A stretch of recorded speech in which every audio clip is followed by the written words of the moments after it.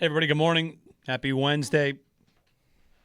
89-degree high today here in Buffalo. Jeremy and Joe with you. We're going to talk a little Sabres hockey and, by extension, some Winnipeg Jets as well. Joining us on the Western Hotline is Mitchell Clinton, color analyst for the Winnipeg Jets, and on 680 CJOB in Winnipeg as well. Mitchell, good morning. Jeremy and Joe, thanks for taking some time this morning. Good morning. How are you fellas this morning? We're all right. Good. We've been, waiting for Connor Hellebuyck to get traded, if in fact it's going to happen. This thing goes on probably now 6 months, I think. We've talked to a couple folks there in Winnipeg over time. There was a report, it's 95% he will get traded. What teams are the favorites? Where do you land on that part of it? The likelihood that he will get moved in the next 2 months? Yeah, it's so hard to say because kind of as you guys have touched on, it's kind of been this back and forth. It sounded like things were close at the draft by all the reporting that was out there, but it didn't get done. Winnipeg ends up super happy with Viggo Bjork at 8th overall and end up signing him to his ELC, and that honestly has put it seems like some energy in this market and some excitement for the coming season. So, when that doesn't happen at the draft, then I think after that, especially once free agency gets done, yeah, there's some signings here and there. I mean, just obviously on your sports update just before I came on, you hear Anthony Mantha signs, but those things kind of start to trickle a little bit as we get into July. But the likelihood, it's hard to say because the way that Kevin Cheveldayoff has kind of operated in these situations, and you could say fortunately or unfortunately for the Winnipeg Jets, there's been some experience with these types of situations. But for the most part, Kevin Cheveldayoff and the Jets have really come out of these types of situations well. I mean, I'm sure you guys have referenced the trade a few times of Pierre-Luc Dubois. One that fit wasn't working. They thought that was going to be the solution for that second line center. That came out of the Patrick Laine trade during that year where there was the Canadian division and there was, the league itself was kind of all thrown all over the place. But Kevin Cheveldayoff was patient in that regard and got a fantastic deal with the Los Angeles Kings to bring in Gabriel Velarde, who's been a perfect fit with Mark Scheifele and Kyle Connor. Alex Iafallo has been kind of that perfect utility option throughout the lineup. Obviously, that's a name that Buffalo fans are very familiar with from being in and around the area. And, Rasmus Kupari played a couple of years in Winnipeg as well. So, this is the thing. Kevin Cheveldayoff isn't going to make a move unless it satisfies, I would imagine, a number of conditions for the Winnipeg Jets. It's got to fill out a lot of roster spots because, look, I mean, regardless of whether a trade happens or not, Connor Hellebuyck's got 5 years left on his contract, and everything that Kevin Cheveldayoff has said is, he's a Winnipeg Jet, and that's how it's kind of at. He hasn't really offered much insight, when asked about it by media about, who's asking questions, who's, where are negotiations, what kind of offers. He's never really been the type of general manager. I don't think there's a lot in the National Hockey League that will kind of offer, especially during ongoing negotiations about what might be out there. So I would imagine for the most part, the organization is just kind of keeping it at, look, he's a Winnipeg Jet. We'll treat it that way. And if a deal comes along, well, those conversations will happen when they happen. Do you think it's gone far enough with trade speculation and, in addition, what Hellebuyck said, I guess, at the end of his season press conference after the year ended, that it would be uncomfortable for either side to have him be back on the team at training camp and in the season?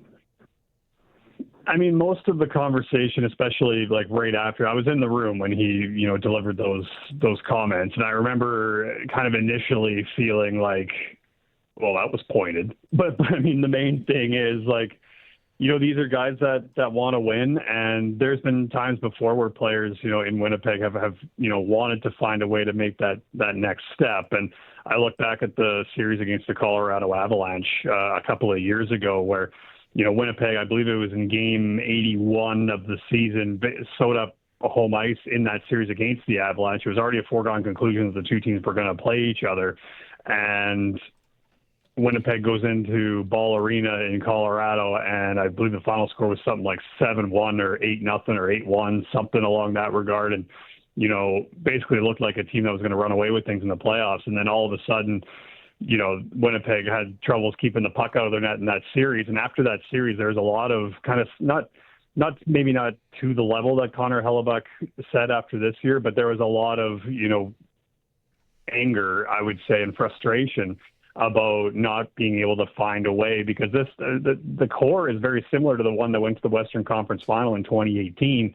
And there's a lot of players that kind of got their first playoff experience in and around that time, and they've been wanting to get themselves back there, but haven't been able to. So I think there was some frustration with it. And all that happened the following season was a President's Trophy for Winnipeg. So there is, precedent for the fact that, you have these types of comments at the end of the season, and you have that kind of frustration and anger and will to win that can sometimes push you. The players I always find in these situations have ways of, because they're not, going radio silent all off season. I mean, I'm sure they're talking to each other. This is a very close group and has been for a number of years. And so I imagine there's probably been some conversations between the players, just as they would normally do in an off season. So it's hard for me to speculate kind of what that would be like. But I would say that, players showing their frustration at the end of a season that, especially for Winnipeg this year, I referenced that President's Trophy season.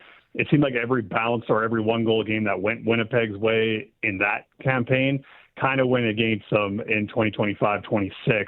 And a lot of that was, their record in one-goal games. There was, injuries to start the year to Adam Lowry, Cole Perfetti, Dylan Sandberg, guys that just didn't quite, and they said themselves, didn't quite get back to the level that they expect out of themselves, maybe came back a little bit too early to try to help out the squad. And, of course, Connor Hellebuyck himself had to miss a few weeks to get just that minor procedure done. And, it was kind of one of those types of years for Winnipeg. So it left, I would imagine, a lot of people frustrated. So, whether the players kind of talk amongst themselves in the offseason, where that's at, I'm not entirely sure. But, I wouldn't be surprised if they all haven't kind of talked to each other ever since then. Yeah, the whole thing strikes me. Mitchell Clinton joining us on the Western Hotline on the Jets, 116 points and then 82. How much like the management would want to convince fans, players that it's a bad year. There's no doubt about it. Had a bad year, but the pieces are here to try and kind of get things going again. I wonder how much of that is convincing Hellebuyck that we can just get right back on track. It was a terrible year. We'll chalk it up for what it was, versus his desire to leave if maybe he's seeing writing on the wall that it's going in a wrong direction. Yeah, and look, I can completely respect from a player's standpoint that your career in the National Hockey League is finite. I don't, no doubt about that. I mean, you can even have your career, possibly taken away from you by injury. These types of things, have happened in the world, so I can understand that. I think the main thing is that, it can be difficult after a frustrating year to kind of feel like, things are going to immediately get better. But that's kind of where I reference the Viggo Bjork type situation, right? Yes, this is going to be a young kid that, is either going to get his opportunity at the National Hockey League level, the American Hockey League level, whatever it may be, kind of coming out of that entry-level contract. But it really does seem like there's an excitement, not necessarily from the just from the fan base, but I mean, Kevin Cheveldayoff after that draft was absolutely beaming at the opportunity to get a player and a person like Viggo Bjork into the organization, just given, the type of competition that he's played against already in his career and how he's shown in those situations. And the Jets themselves on social media put out kind of like a teaser video behind the scenes of the exact moment where Bjork, fell to them after Seattle's pick, and just the excitement in the room at that point.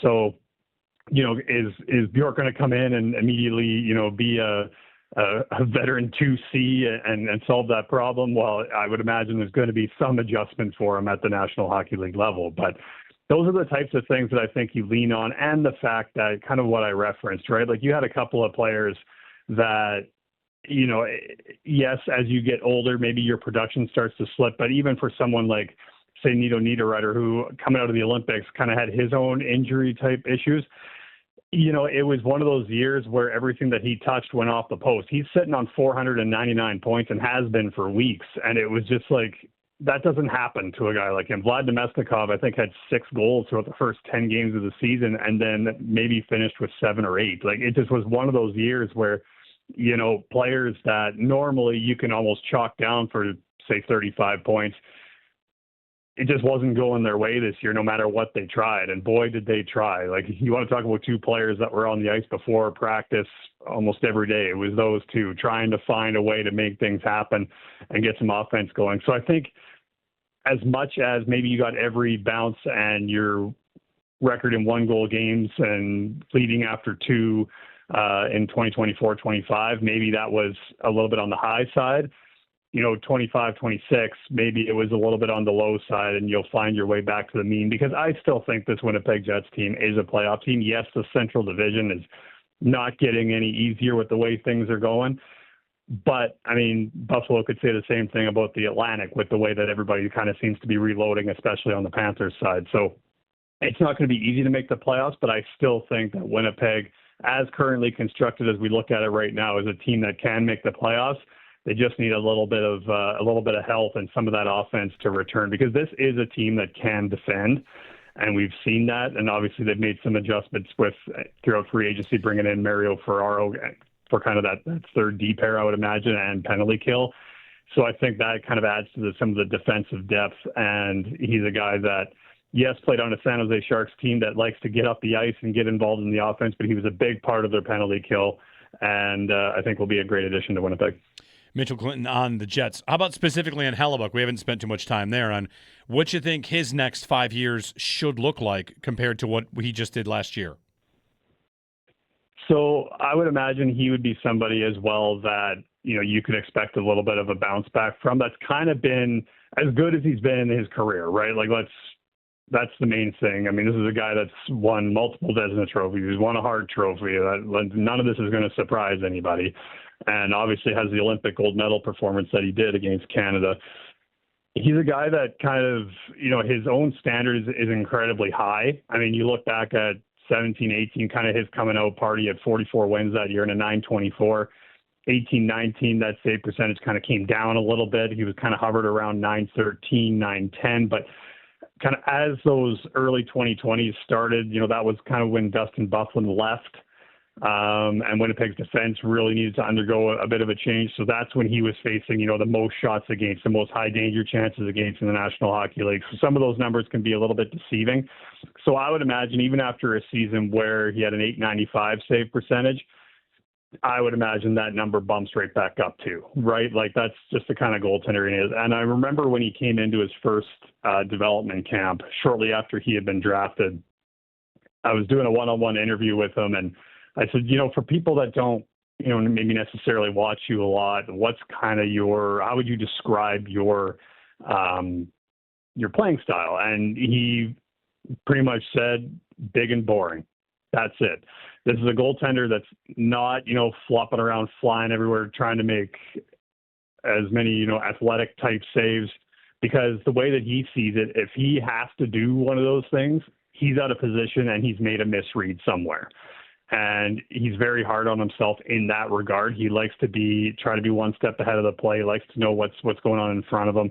So for a goaltender like him that, he's 33 now, I would imagine, he's a goaltender that has, despite the workload that he's had in his career, because he certainly played a lot of games and he likes to play a lot of games, that's a goaltender that I think is still going to be just fine. As hard as the goaltending position has become, and, you talk to a number of people that are either goaltending coaches or players that have played the position, comparing, how to be a goaltender now versus even 10 years ago is wildly different. So if you can be efficient in your movements and, obviously, Connor Hellebuyck's a pro athlete, takes care of his body, if you're able to stay healthy and make sure that you're doing the things away from the ice and on the ice that you need to do, that big and boring playing style where you're not having to fly all over the place is going to help out a lot. And, so I would imagine for a guy like Hellebuyck, even at the age of 33 going on 34, I think he'll be just fine. Mitchell Clinton joining us on the Winnipeg Jets, color analyst on Jets broadcast. Mitchell, thanks very much. And if the deal ever does happen, we may reach back out. We've been on Sure, give me a call. We'll see what happens. It's not quite pins and needles. It's back burner. We're just kind of waiting to see if it actually does happen, but who knows? Thanks for the time. Yes, no problem. Mitchell Clinton on the Western Hotline. Yeah, the Jets don't sound like a team that needs to do it, which is why, when you were right there at the doorstep, however it fell apart, which seems to be there's a general consensus on how that might have fallen apart. A no trade that didn't have to be there kicked in. It was only there because it took to July 1st to make the deal. So maybe the Jets dragged their feet right into that no trade clause. I don't know. Anyway. They have Stuart Skinner, so maybe they won't need a goalie back as much as they did, but it certainly felt right that Luukkonen would be involved in it. Are we not going to be talking about this at the deadline? Will the Sabres leave a Hellebuyck-sized hole for the deadline and be like, okay, let's talk. Let's see where you are. If they're out of the playoffs and you're in the playoffs. Their hole won't be any different than it would be right now. They're not changing their goalies. No. If it's not a Hellebuyck trade. Right? Right. So I guess that would be tougher, though. This is why I think I'll tell you this. I think if Hellebuyck's on the Jets at the beginning of the season, I'm done thinking about it. Because again, I need to get Luukkonen off the roster if I'm getting Hellebuyck, and I think that's going to be hard. Unless you think I could spin Luukkonen at the deadline somewhere. Yes, I would say that is maybe more likely. Let's go to the deadline, and the Sabres are looking to upgrade and go to Luukkonen. And someone's had a goalie injury around the league. His five-team list is there. I got the whole Western Conference. If I really want to make it happen, I could give somebody something to take him. Right? I just think that at the deadline, it will remain possible. I'm not putting dirt on it unless Winnipeg is good, period. If Winnipeg is bad and he's just there, he's going to be number one on the trade bait board, and I'm going to be the team that agreed to a deal that didn't get finished. Like, what's different? You also might have more competition around the league. That's true. Right now, one thing that I think benefits the Sabres is there is not a long list of teams that need a goalie and would be looking for a goalie upgrade like that. And by trade deadline time, maybe you could have 6 teams that are looking at a deal like that and see it as more favorable than they would right now. I think it would be a little bit harder to do, and I still am skeptical that he's going to play for them. It hasn't gotten that ugly yet, but the closer it gets to camp time, would it get uglier? How badly does he want to go somewhere else? Yeah. Because it sounds like he wants to go. And if the Jets are treating it like, we're just going to not really worry about this, and we're not getting what we want, so let's go into the year. Hellebuyck needs to start making them uncomfortable. He needs to say, you're not doing that. You better trade me before the start of the year, or we're going to have a problem. How much is this, should we think it mirrors the A.J. Brown trade? It's going to happen. Oh, it's not happening. It's going to happen. It's agreed to. Oh, it's not happening. There it is. Yeah. Well, it was so obvious that people didn't even react to it the day it happened. Because the reaction had already been baked in. But I think we knew there was a deal done. We were waiting for a certain date because of cap stuff. Yeah. This is a little different, but I think it's similar vibes. There was big news in hockey, by the way, while we were talking to Mitchell. Yes, out of Detroit. Yzerman's done. No longer general manager of President Hockey Operations. He's now an advisor to the owner, which to me means we don't want to say you were fired. Right. Steve Yzerman now has the same role in an organization that Kevin Adams does. In Boston. Senior advisor. Or John Davidson does right here in Buffalo right now. The Yzer plan. It did not work. No. Why did it not work? Well, he signed a lot of middle-of-the-road free agents along the way. Not top guys. And why it's ending here, how much of it is their star player and their captain is like, I'm done. I wonder if he gets fired if Larkin doesn't demand a trade.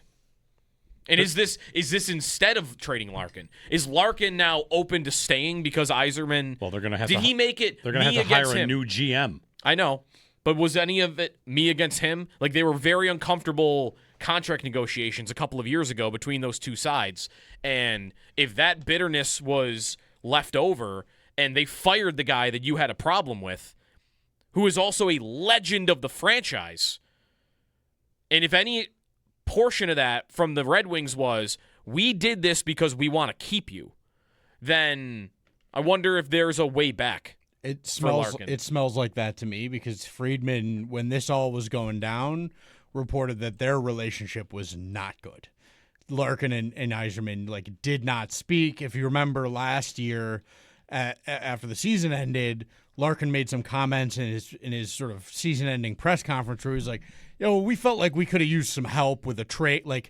Basically called Yzerman out in the media publicly and said, well, this guy didn't get us any help. That's why we, tanked at the end of the year and missed, which I'm sure Yzerman went up to him and said, well, dude, you're the captain, so you better figure that out without blaming me not making a bigger trade for you. And I think it deteriorated pretty significantly because, as you mentioned, Yzerman is a legend in that franchise, and there's a reason he was a hyper competitor, and he was a psycho, and he is a psycho. He's known to be pretty crazy even in that job. And I think that became a problem between him and Larkin, and this stinks. Maybe they want to keep him, because if they're firing the guy that was really the biggest wedge in the whole relationship, I could totally see Larkin going back and saying, listen, if you hire somebody that's going to fix this and make this team decent and not be, mean to me or whatever, then I'm cool staying. So I'm very curious where this all leads. 803-0550 is our phone number. Jeremy and Joe, Owen Parker, Joe Cali, both here. We'll get a break in. When we return, let's talk about that road trip we were just talking about in the group chat. I'm in. Is it a stupid idea?